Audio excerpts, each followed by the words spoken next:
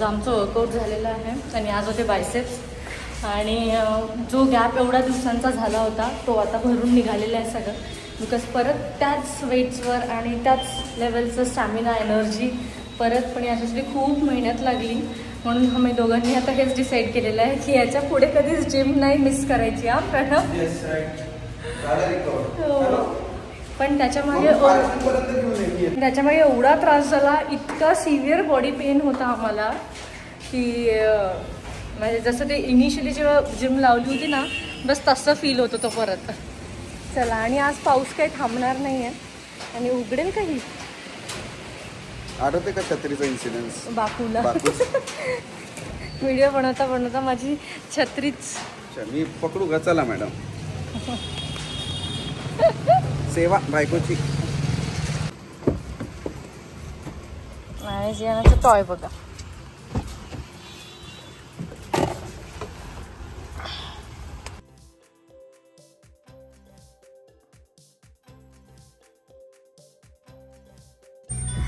आणि जियाना आली तिच्या माई बरोबर.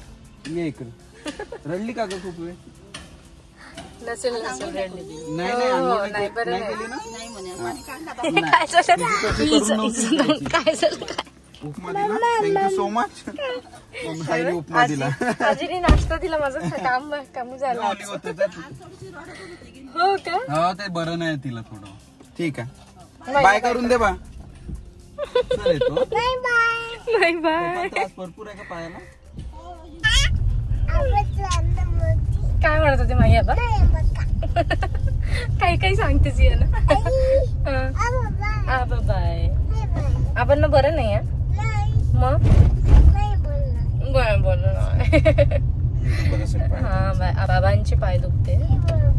पाय दुखत होते. कुठे दुखत होते बाबांचे पाय? तू लावून नाही दिले ते पाय आहेत का? मग तू पाय नाही दाबून दिले आबाचे का? बरं दाबून द्यायचे ना. आबा आहेत ना आपले. मग चला घरी जाऊन ब्रेकफास्टचं आमचं डिस्कशन चालू होतं. प्रणव मला म्हणतो पालकचे पराठे बनव, पोहे बनव, खूप ऑप्शन्स देतात मला. आणि आईंनी दिलेला आहे नाश्ता. हे ना या ना मम्माचं काम कमी झालं एक. कुठे गेला गाडी? कुठे गेला? काय तुझ्यासाठी एग आणायला? अय्या काय बघितलं ना काय? तू काही खाल्लं का? हा मी तेच म्हंटल. मी फोन याच्यासाठीच सुरू केला की बाबा जियाना गेली कशी नाही. कुठे जायचंय? डॅडी गेला की आम्हाला लगेच तिथे जायचं असते. बस खाली बस.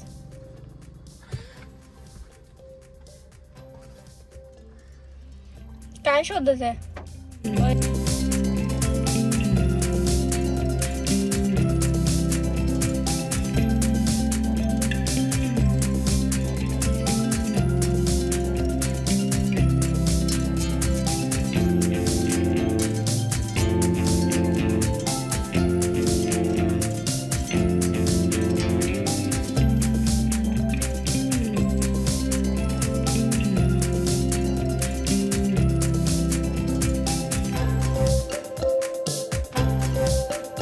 कोणाचं काय आणि कोणाचं काय?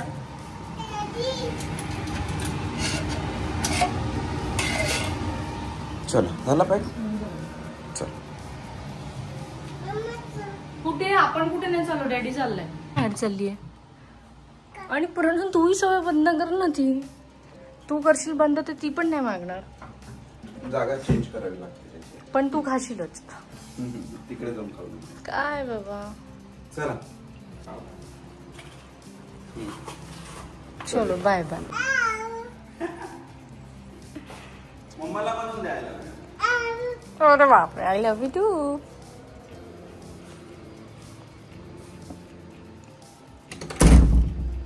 चल ठेवून देते आता जरा. डॅडी आबाकडे गेले. आबाला बरे नाही आहे ना म्हणून. ठीक आहे लवकर येणार आहे डॅडी. चला स्वयंपाक तर बऱ्यापैकी झालेला आहे. सगळंच झालेलं आहे. फक्त आता जियानाचे पराठे बनवायचे आहेत आणि आज आमच्या लंचमध्ये काय आहे हे तुम्हाला आजच्या शॉर्ट्समध्ये दिसेल, तर तुम्ही नक्की जर बघितलं नसेल तर नक्की जाऊन शॉर्ट्स चेक करा. बघा इतका छोटा पडतो ना मला हा प्लॅटफॉर्म, आणि मी वारंवार सांगते प्लीज व्हाईट हे लावू नका, आपला ब्लॅकच ठीक आहे. बिकॉज इंडियन फूड इतकं ग्रेव्हीवालं वगैरे असतं ना की मला सतत क्लीन करावं लागतं. हे बघा इथे स्ट्रेन्स आहेत थोडेफार, तर ते लगेच क्लीन नाही केले की मग तो तसाच डाग असतो खूप वेळापर्यंत, म्हणून व्हाईट लावू नका.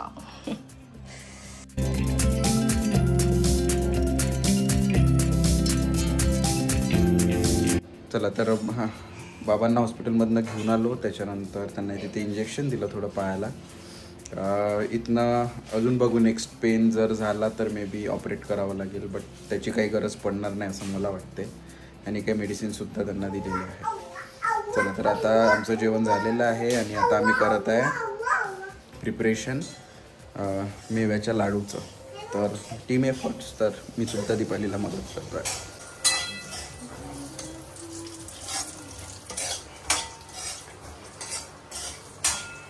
मेव्याचे लाडू परत एकदा. आमच्याकडे फ्रिक्वेंटली लाडू बनवत राहावं लागतात, बिकॉज आमची मॅडम आहेत खाणाऱ्या. मॅडमसाठी डाऊ. आज तुला माहितीये काय झालं, सकाळी 7:30ला आली माझ्याकडे, माझ्या बेडच्या बाजूला. मला म्हणते मम्मा डाऊ दे ना. अच्छा हा मी ऐकलं. उठली होती म्हणजे काय पाहिजे मम्मा डाऊ दे ना. अरे बापरे म्हणतो. बरं झालं तो एवढाच लाडू होता, बाकी सगळं संपलंय. का कारभार बर्थडेचा हेअर बेल्ट हो.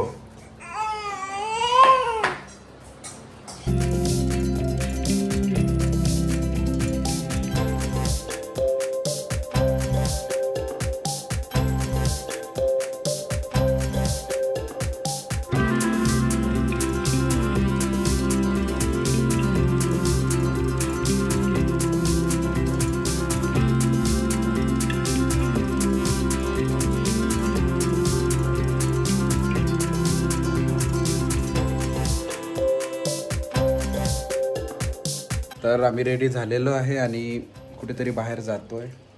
माहिती नाही कुठे जाणार आहे, बट बाहेर निघू, कुठेतरी जाऊ, काहीतरी एन्जॉय करू, थोडा टाईम स्पेंड करू. कारण सकाळपासून आम्ही घरीच होतो. जियानासुद्धा थोडी बोर झालेली आहे, दीपालीसुद्धा, आणि संडे असल्यामुळे थोडं बाहेर गेलं तर जरा जास्त अजून बेटर वाटते. कुठे चालते? बाहेर. बरं ठीक आहे, चला तरी राऊंड 2 व्हीलरने आम्ही मारून येऊ, फिरून येऊ आणि बघ. आहे घेतलेला आहे, नंतर खाशील ठीक आहे. बाहेर नाही जायचं, नाही तर मग घरी थांबतो, आम्ही येतो जाऊन. हा अव्वा तू मग अशी पाडला, मम्मी म्हणत आहे पाडला म्हणून तू. मग संपलं ते आता सगळं. हो स्कूलमध्ये.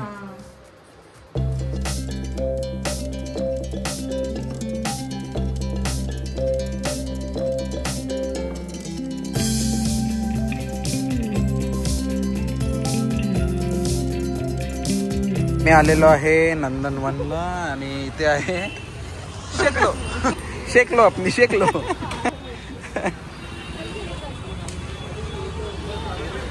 चला तर आम्ही ऑर्डर केलेलं आहे किटकॅट शेकलो.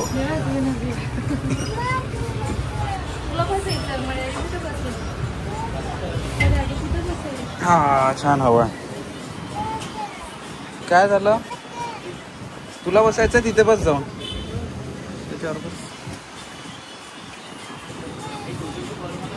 बस बस बस मी आहे ना घरी. पुण्याला जर तितकेच आहे ना.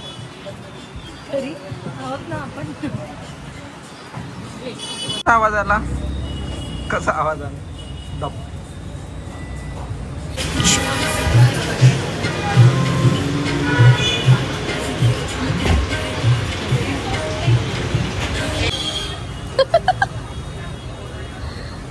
किती लाडाची पोरगी आहे माझी. पकडून आहे आणि प्रणव खातोय.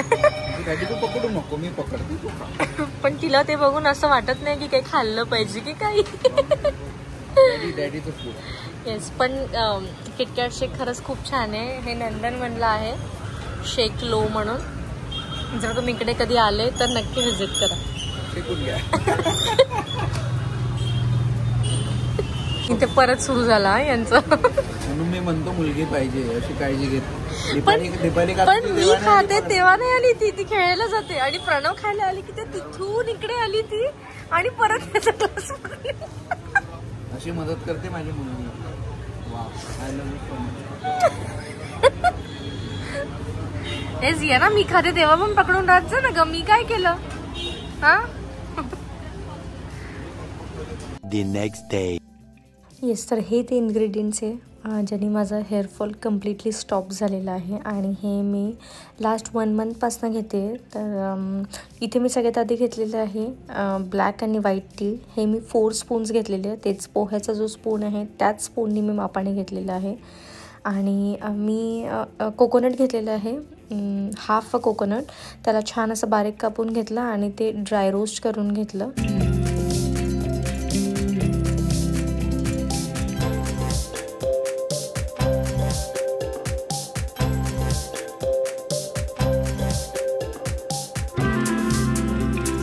इथे मी घेतलेले आहे 2 फिस्ट ऑफ कढीपत्ता. याला छान स्वच्छ पाण्याने धुवून घेतलं आणि मग त्याच्यानंतर सोक करून घेतले. आणि आता इथे मी याला परत जसं कोकोनट ड्राय रोस्ट केले होते तसं मी हे पण ड्राय रोस्ट करेल. आणि याच्याचबरोबर मी तीळसुद्धा ड्राय रोस्ट करेल, व्हाईट आणि ब्लॅक तीळ दोन्ही पण.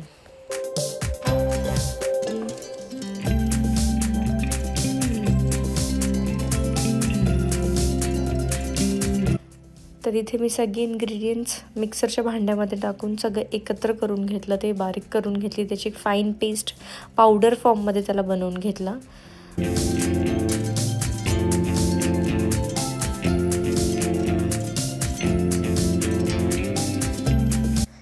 And yes, it is ready.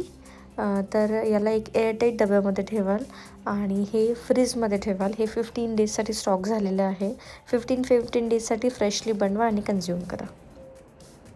केस बाजूला कर ना ना बाजूला. हां, व्हेरी गुड.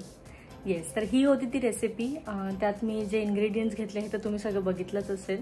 तर हे पण तुम्ही नक्की ट्राय करून बघा, बिकॉज माझे असे केस कधीच नव्हते. मला तर खूप छान रिझल्ट आलेला आहे 1 महिन्यात.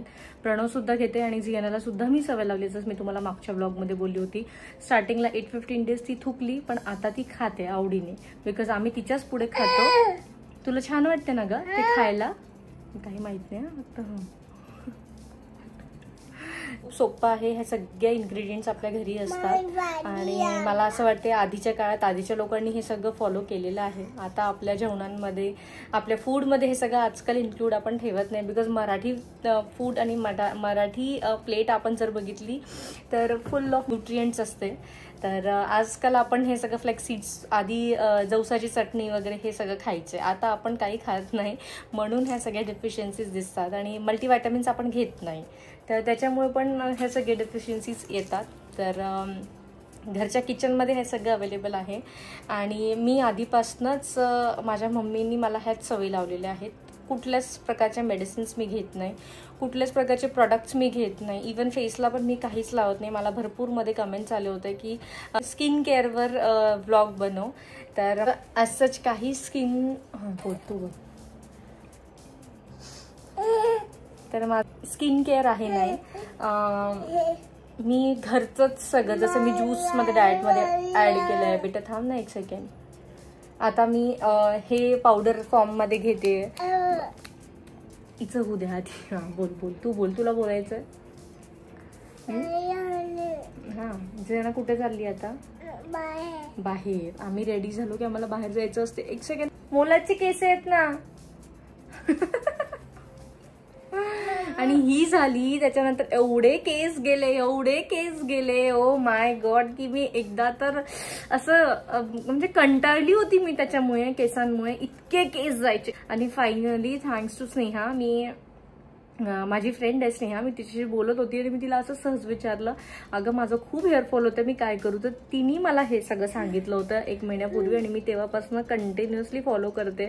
तर थँक्यू सो मच. तर खरंच आयुष्यात फ्रेंड्स पण पाहिजे.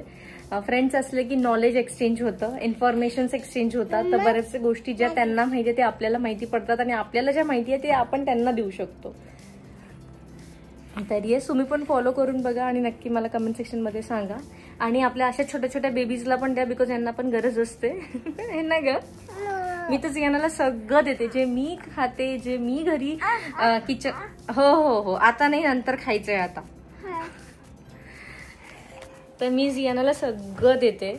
इवन आता टॉपिक आला होता मध्ये घुटीचा. मला कोणीतरी विचारलं, तू जियानाला घुटी दिली होती का? तर नाही, मी जियानाला कधीच घुटी दिलेली नाही आहे. जेव्हा ती 6 मंथ्सची झाली तेव्हापासूनच मी ड्रायफ्रूटचे लाडू तिला देते आहे. बिकॉज घुटी देत होती तिला, ती कंटिन्युअसली पॉटी करायची आणि तिला खूप त्रास व्हायचा. तिलाही व्हायचा आणि मला बघून सुद्धा मला पण त्रास व्हायचा त्या गोष्टीचा. तर म्हणून मग मी ते नव्हतं केलं. आणि असं मी नाही, कोणीच जियानाला बघून म्हणणार नाही की जियानाला काही न्यूट्रिएंट्स मिळाले नाहीये. तर तुम्ही पण थोडेफार जे जुने ट्रेडिशन्स आहे ते ब्रेक करा आणि जे आता लेटेस्ट गोष्टी आहे ते अप्लाय करा. कसं आहे ना, त्या काळात त्या सगळ्या गोष्टी नव्हत्या. मी हे मागच्या व्लॉगमध्ये पण बोलली आहे. तेव्हा जेव्हा आपल्या आईवडिलांचं होतं तेव्हा यूट्यूब नव्हतं, तेव्हा एवढं सगळ्या इन्फॉर्मेशन्स नव्हत्या, एवढं डॉक्टर लोकांचं गायडन्स नव्हतं त्या वेळेवर. आता त्या सगळ्या गोष्टी टेक्नॉलॉजीमुळे खूप सगळ्या गोष्टी आजकाल आपण सेकंड्समध्ये वर सगळं टाकलं की सगळं लिस्टच येते. आता काय खायचं काय नाही, काय करायचं काय नाही, सगळे आपले डेली ब्लॉगर्स जे आहेत ते आपले एक्सपिरियन्स शेअर करतात. तर मला असं वाटते की आजच्या काळाच्या अकॉर्डिंग आपण सगळ्या गोष्टी अप्लाय केल्या पाहिजे. इथून जर 30 वर्ष आधीच्या तुम्ही गोष्टी अप्लाय कराल तर त्रासच होणार आहे, अजून त्याच्यावर काही नाही होणार आहे. म्हणजे मी काहीच ट्रेडिशनल फॉलो नाही केलं, काहीच नाही. 8 days डिलिव्हरी झाली होती माझी, मी स्टिचेस काढून आली आणि मी तेव्हापासूनच बाहेर फिरतीये. जस्ट बिकॉज की पोस्टपार्टम नको हिट व्हायला. स्टील ते झालंच. कसं होतं ते ना मला नाही माहिती, पण स्टील झालं. आणि मी इमॅजिन करूच नाही शकत बाबा, त्या बाया ज्या घरी राहतात बाळ झाल्यानंतर सतत आणि कशा बाळाला रेस करतात आणि स्वतःची म्हणजे मेंटल स्टेट कसं ठेवतात, खूप डिफिकल्ट आहे ते. तर म्हणून ते ट्रेडिशनल अप्रोचेस थोडेफार चेंज करा. मी नाही म्हणत की पूर्ण करा, थोडेफार केले पाहिजे, ते गरजेचे आहे अपकमिंग जनरेशनसाठी पण आणि आपल्यासाठी पण. बिकॉज आपण आता 90s मध्ये नाही आहोत. म्हणून तर येस, असं होतं आजचा व्लॉग. तुम्ही नक्की ट्राय करा आणि मला सांगा. आणि आपल्या लिटिल वन्सला पण द्या. आणि असं नाही आहे, कोणी पण घेऊ शकतात, कुठल्याही एजचे घेऊ शकतात. बिकॉज आपले किचनमधले इन्ग्रेडियंट्स आहे आणि हे सगळ्या गोष्टी आपण आपल्या किचनमध्ये टाकतो. कढीपत्ता आपण प्रत्येक भाज्यांमध्ये टाकतो. जे सेसमी सीड्स होते ते आपण आधीच्या काळात सगळ्या याच्यामध्ये टाकायचे. म्हणजे इवन माझी मदर इन लॉ तर प्रत्येक गोष्टीमध्ये टाकते. तर त्या सगळ्या गोष्टी आपण टाकतोच, म्हणून इट इज हेल्दी. आणि कोकोनट तर daily 1 to 2 slice of coconut तर आपण खाल्लेच पाहिजे. मी जियानाला सुद्धा देते आणि जियानाला ते खूप आवडतात. असा होता आजचा व्लॉग. जर तुम्हाला आजचा व्लॉग आवडला असेल तर नक्की लाईक करा, शेअर करा आणि चॅनलला सबस्क्राईब करा. तोपर्यंत हसत राहा, मजेत राहा आणि आनंदी राहा. Bye bye.